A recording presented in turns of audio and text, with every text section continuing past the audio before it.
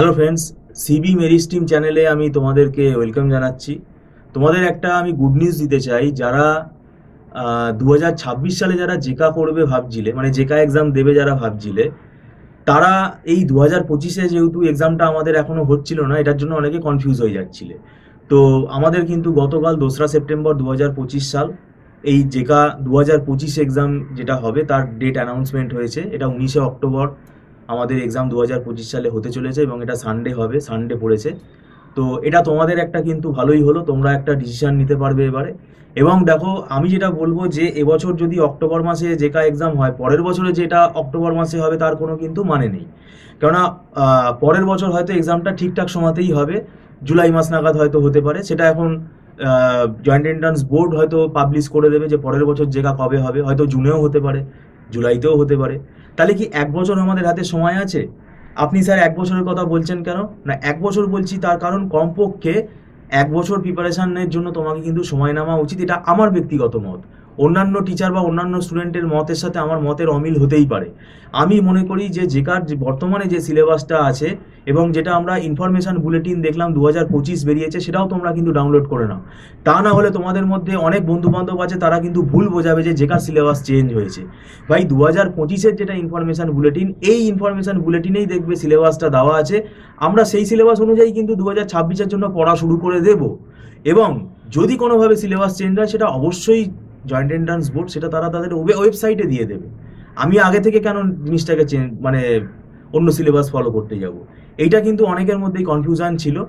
তো যাই হোক, সেটা কিন্তু তোমাদের হাতে এখন যেটুকু সময় আছে, আমি বলবো এই সময়টা খুব জরুরি। এই সময়টাকেই তোমরা কাজে লাগাও। পুরোপুরি 1 বছর কিন্তু আমাদের হাতে আর নেই, তো আমার ব্যক্তিগত মতে।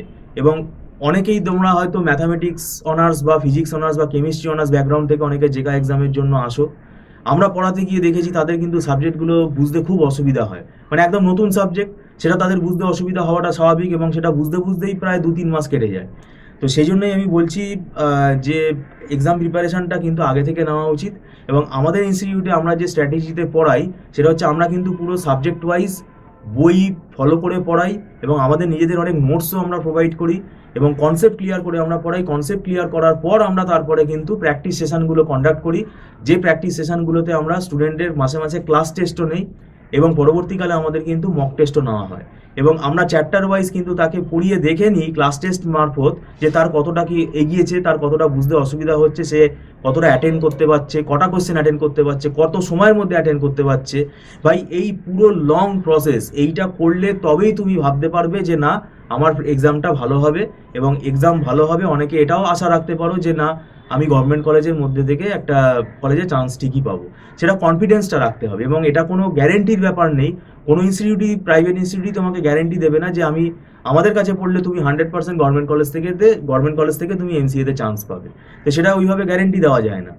খুব স্ট্র্যাটেজিক্যালি পড়তে হবে এবং এটা সবার মেরিট দেখো সমান হয় না, সবার আইকিউ লেভেলও সমান হয় না, এটা মানতেই হবে।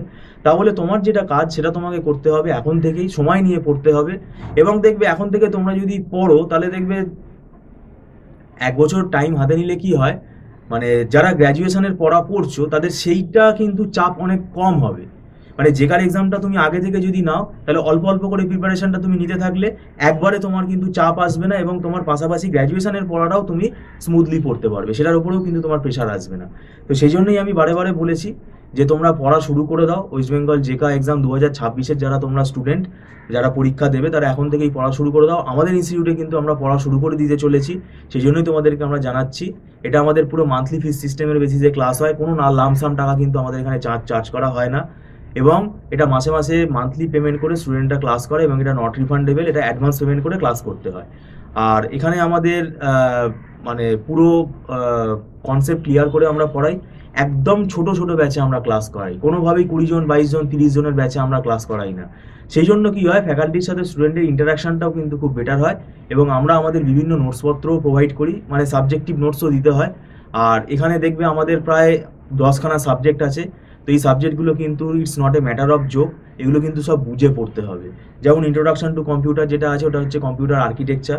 তারপরে তোমার ইউনিক্স প্রোগ্রামিং আছে, অপারেটিং সিস্টেম আছে, সি প্রোগ্রামিং আছে, অবজেক্ট ওরিয়েন্টেড প্রোগ্রামিং আছে, সফটওয়্যার ইঞ্জিনিয়ারিং আছে, নেটওয়ার্কিং আছে, মেশিন লার্নিং আছে। তো এই এতগুলো সাবজেক্ট তুমি যদি 2-3 মাসের মাথায় যদি পড়া শুরু করো, কোনোভাবেই তুমি কমপ্লিট করতে পারবে না, তোমার কনফিডেন্সটাও থাকবে না। কেননা জেকা এক্সামে একটা পার্ট তোমরা সবাই জানো কিন্তু নেগেটিভ মার্কিং আছে অনেকটাই। তো সেটা কিন্তু নেগেটিভ মার্কিং হয়ে গেলে ওই তোমার কিন্তু র্যাঙ্ক পিছিয়ে যাবে, 1000-এর ওপরে র্যাঙ্ক চলে যাবে। আর যারা র্যাঙ্ক নিয়ে অত মানে ভাবছে যে আমার মাথা খাওয়ানোর দরকার নেই, আমার যে কোনো একটা কলেজে অ্যাডমিশন হলেই হলো, সেটা কিন্তু তার ব্যক্তিগত ব্যাপার। কেননা সবাই চায় আমি একটা ভালো কলেজ থেকে এমসিএ করি, যেখানে ভালো ইনফ্রাস্ট্রাকচার আছে, ভালো প্লেসমেন্ট হয়, সেইটা সবাই কিন্তু আশা করে। তার জন্য কিন্তু তোমাকে প্রিপারেশান নিতে হবে। তো যাই হোক, ভিডিওটা সম্পূর্ণ দেখার জন্য তোমাদেরকে আমি ধন্যবাদ জানাচ্ছি। যারা মনে করছো যে জেকা এক্সামের জন্য এখন থেকে প্রিপারেশান নেবে, সেটা তাদের আমি বলবো খুব গুড ডিসিশান, এবং তোমরা কোনো না কোনো গাইডের হেল্প নাও। আর যদি মনে হয় আমাদের ইনস্টিটিউট থেকে তোমরা অনলাইন মানে ক্লাসটাতে তোমরা আগ্রহী, তাহলে সেটা তোমরা আমাদের সাথে যোগাযোগ করতে পারো। ভিডিওটা সম্পূর্ণ দেখার জন্য তোমাদেরকে আমি ধন্যবাদ জানাচ্ছি। Thank you so much.